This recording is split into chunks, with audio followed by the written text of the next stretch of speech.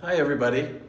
And Allie has agreed to help me point out the one Qigong that we haven't really addressed yet, which is the fifth Qigong, and it's called Spinal Stretch. And the idea of the spinal stretch is to keep the spine healthy by being able to move it. And we will look at a couple different ways to study the spine. One is in just the sections of the spine, and then ultimately looking at each individual vertebrae. And so this will just take a few minutes to go through with you. But sometimes I call this laying your body over a log in the forest, and the idea is, so this is the log, and it's right at the sort of the bottom of her sternum. Her body is going to come over the log, and it's going to produce this nice, gentle, continuous spinal stretch all the way down to her sacrum and then up into the occiput. And how do we achieve this? Thank you. We achieve that by working from the bottom to the top. And when we start the practice, we don't want to lose what I would call the chin. Commonly, people start bending and their head is already over. So the way the spinal stretch works is that it's each vertebrae at a time.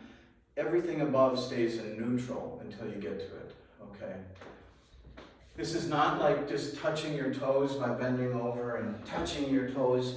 This big hinge here, it's a big joint of the body. It's good to be able to do that, but this is not about that. This is about articulating motion on the spine, and so we'll look at that. So the first place that come to my side for a second. First place I want to look at is this area down here. This is the sacrum, okay? And then, so we're going to look at sections. Sacrum, lumbar, thorax, neck. So 1, 2, and I'm going to divide the thorax into 3 sections. Thoracic. The lower thoracic vertebrae below the level of the heart, the thoracic vertebrae right behind the heart, and then the thoracic vertebrae above the heart. And then the neck from C7 on up to the occiput. The occiput is a bone of the skull, okay, and it's not part of the vertebrae, but we include it. We want to be able to include the sacrum and the occiput together. Thank you. So, the way we're going to do this, Allie's going to do it this way, and I'll kind of do it toward you this way, so you can stop and look and see what we're doing. But mostly, I want you to start by feeling your sacrum. See if you can kind of spread and pulse the sacrum. The sacrum is not a monolithic structure. It has these sutured bones that it floats and moves and spreads. So I want you to feel like with your breath you can kind of make it wider and so on. And so we're going to start by just feeling in the sacrum. And then I want you to just come up and feel into the lumbar and just see if you can take some breath pressure and just feel those it's really the first 5 bones of the vertebrae at the bottom. Those are the lumbar. And just kind of let those pulse with your breath. So the whole lumbar is a section, maybe, I call it the ski jump. And then come up into the thoracic spine. And this is the spine of the rib cage. It's protecting all the organs. And these are much more subtle to experience. So I want you to first feel the lower thoracic spine below the heart before it gets to the lumbar. See if you can just gently kind of pulse that area. Then right behind the heart, if you put your hand right on your chest, right behind the heart, there may be 4 or 5 vertebrae right through there. The heart hangs in the torso, of course, kind of north to south on the Zongding, more or less. And so there will be several vertebrae that are associated behind the heart, okay? And then above the heart, another 4 or 5 vertebrae above the heart before you get to the neck. And then C7 is a bone that many of us can feel. You can put your finger on it and feel the big knob on the neck. But then just let the whole neck kind of pulse with your breath. And then if you can, I want you to feel right above that. You can take your hand and touch where the spinal column enters the skull. That is the occiput. It's a bony kind of region, where to protect the spinal column, the vertebrae coming into the skull, that area. Okay. So we're going to call this, we've already done this one. So, and what we're doing is we're getting the vertebrae on the back of the spine to gently open up. To stand up out of this, instead of pulling from the shoulders, we're going to take our seat as if we're sitting onto a chair, and watch that your knees don't hyperextend. I want you to continuously feel that the pelvis is rocking underneath, and the pelvis is actually slowly straightening the spine, then eventually lifting from by way as the spine rights itself. And this stretches the front of the spine, okay? All right, now we'll do this one time, and I'm going to count to 25, but I want you to start again with a little flexion in your knees, like we're going to lengthen our spine and put it over a log in the forest. So when we do this, we're not kind of crunching down and we're actually lengthening the spine out. We want to lengthen the spine. So first, some spaciousness in the sacrum, and then up into 1, the first vertebrae of the lumbar, a little bit above that, 2, 3, 4, lengthen, 5, that's the top of the lumbar. Now the vertebrae of the lower thoracic spine, 6, 7, 8, 9, now the bottom of the heart, 10, 11, 12, 13, 14, now above the heart, 15, 16, 17. So I'm up to the C7 at this point. So now 17, 18, now we're in the neck, 19, 20, so just let your spine hang open, 21, 22, right almost at the top, 23, and the last little vertebrae right at the top, C1, okay, and then in the skull, feel the bone of the skull, the occiput. And imagine one of those little hot dog balloons. You can breathe through the whole spine. See if you can pressurize the whole spine.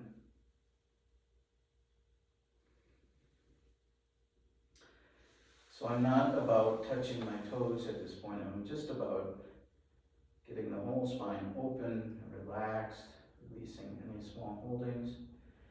Then we're going to sit down, push the pelvis underneath, continue to rock the pelvis underneath. Don't pull up from the shoulders, push down with the pelvis. And slowly bring your head upright.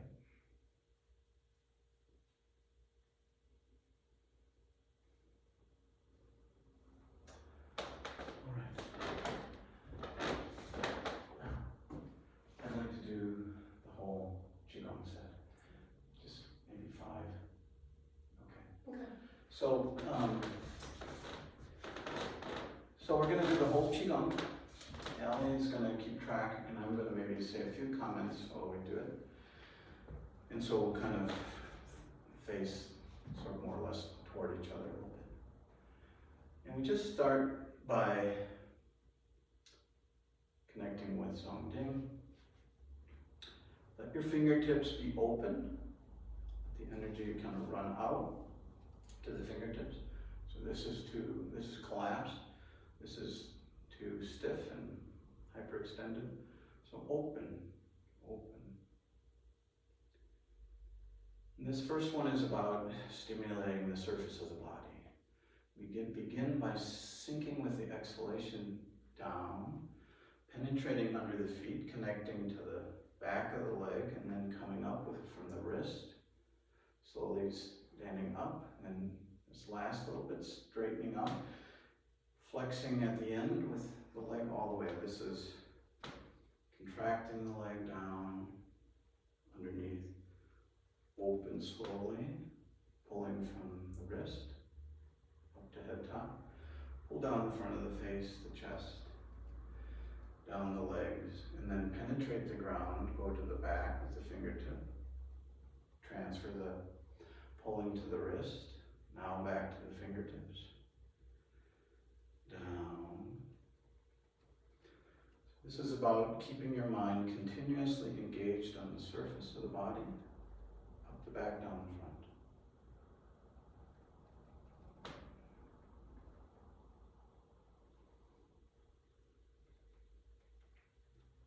That's fine. Okay. And then we'll blow all the wind out of our body and feel the 4 points and the 5 points gather in. And then we'll extend to the periphery. It's yang. This is yin, this is liu. This is ji energy. So drawing in, going out.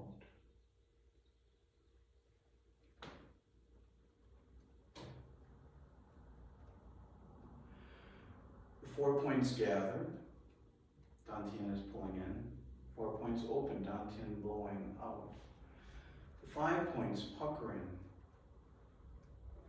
5 points filling, flattening. That's fine.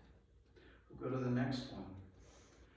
This is lifting with the legs, pushing down. This is pulling in from earth, pulling in from heaven. This is pushing out to heaven and earth. So I teach this one, to begin with, you have to be able to manage pushing and pulling. So this is pushing out, it's pulling heaven and earth in. Ultimately, we'll pull from both directions, but this one for now, suck in, pull in. This is Liu. This is Ji, pushing out, opening. This is Liu, gathering.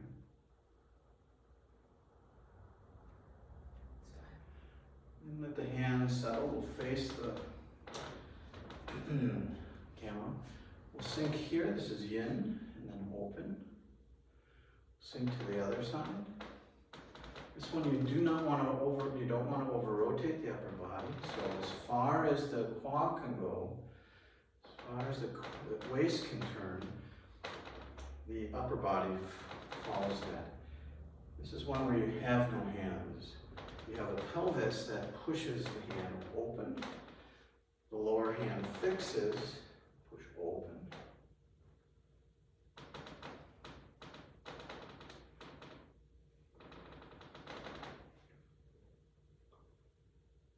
This is yin, all the way, yang. So sink and turn, yin completes. Stabilize the lower hand. Open, not from the shoulder, not up here, but through the pelvis. Okay. And then we've done the spinal stretch. That's the 5th Qigong. Okay. And then we'll end with a few of these. And we want to use the reverse breathing on this one. So as we're going to start here, and I just want you to feel like we are going to drop our mind into the floor, almost like you have a watering can and you're watering a garden. The water will just dissolve into the garden. So we're going to take our energy here and sink down. And pull the tummy in and come through the body, go up to heaven, dissolve above your head. Sink back down, come up and through.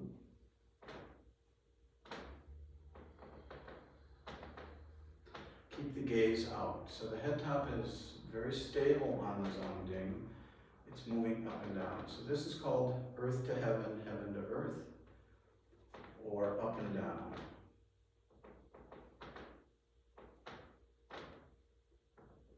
This is a way to stabilize Zongding.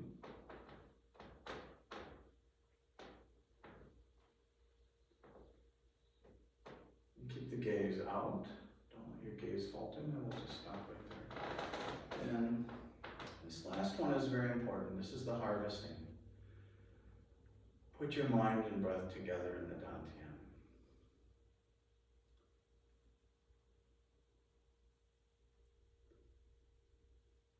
Your mind sink deep inside your body.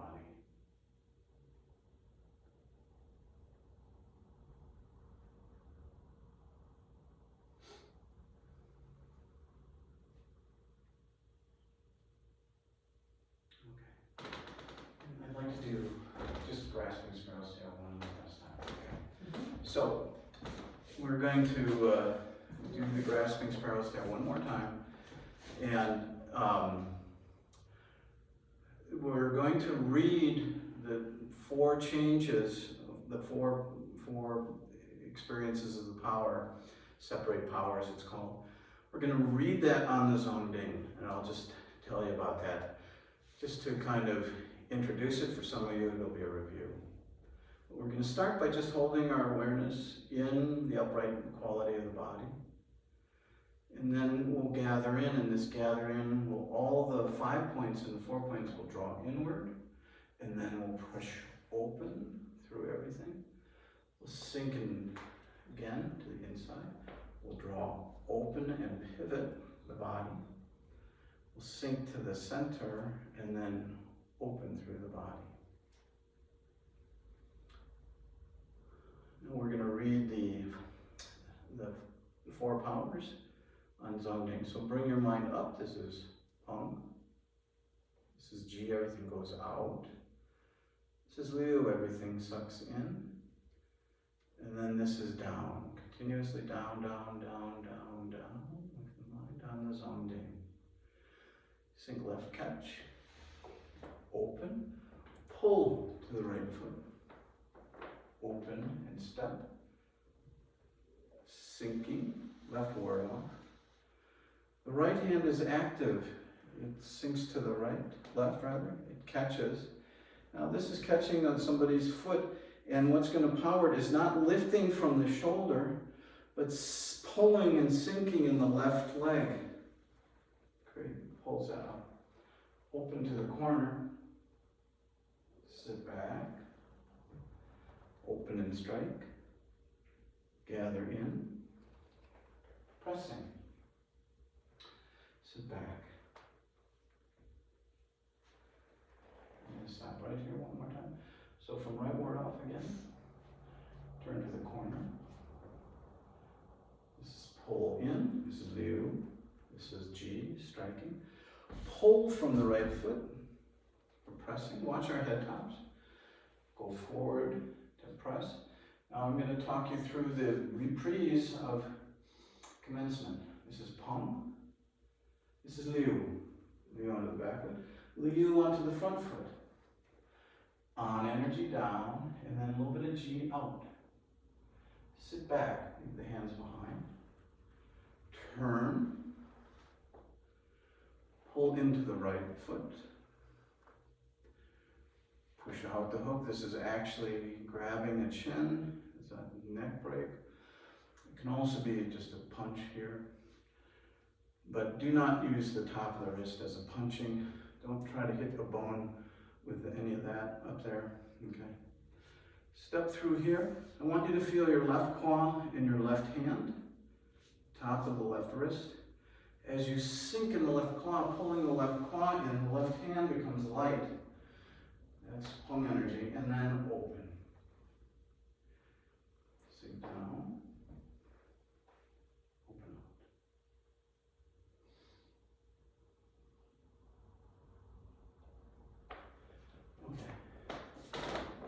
And then this is called the Blitzkrieg study method. I want to talk about just opening and closing the eyes, how it associates with Liu and Ji. So if Allie comes into my body, and actually you come into my body.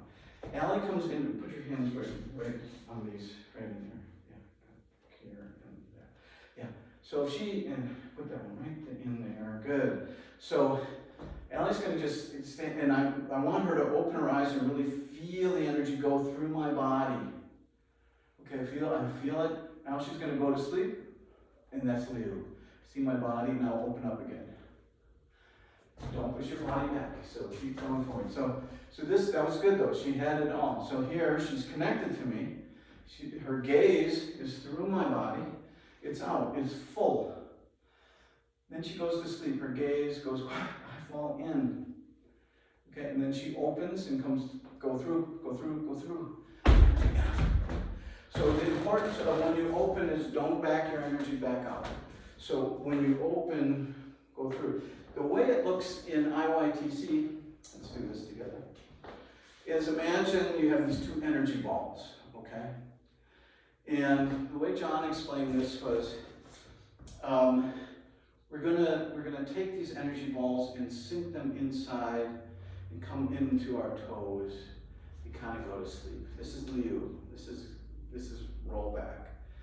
And then we're going to throw our gaze open, look across the room, out the window, whatever, and push into your heels. Then we're going to reel our mind back into the body, come back into the toes. Do it again, open out, pull in. So this is the second Qigong, using your gaze. Out, this is Yang energy. Go to sleep is Yin. Wake up. Go to sleep. Wake up. And we'll touch into this more as time goes by. But these are two of the unusual postures in the 13 postures. So the 13 postures, what makes those up?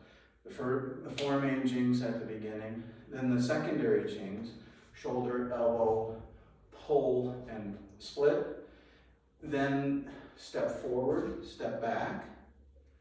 Then there's these two odd ones, look left, gaze right. Well, how the heck?